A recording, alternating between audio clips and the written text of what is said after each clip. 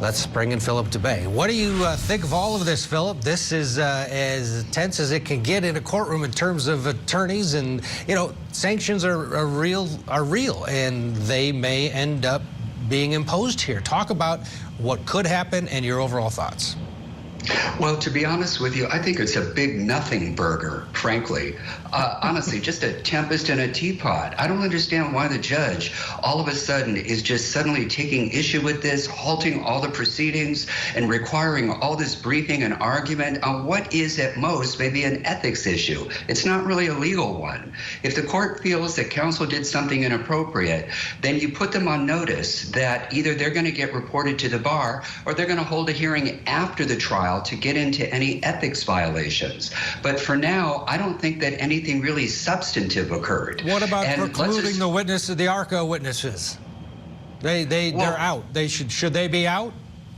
No, absolutely not. Instead, what you do is you allow the Commonwealth to use that as fodder for cross-examination. The remedy is not exclusion merely because there may have been an ethics violation. The remedy is you bring it out. You let the trier of fact, you let the jury hear it, and they decide what weight, if any, to put on it, But the remedy is not to sabotage or otherwise undermine Karen Reed's defense in the case. Because let's face it, the ARCA witnesses really were critical to her defense.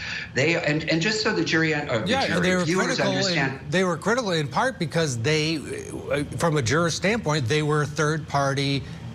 They weren't hired, right? So they were not the hired guns. They were brought on by this secret entity of the federal government. It was very, the jury really didn't understand. But what they did know was, and it was reinforced in the closing arguments, hey, we didn't pay those guys, and those guys said that those injuries didn't look like a car hit Karen Reed. They used those witnesses perfectly to their advantage, and now the Commonwealth is crying foul.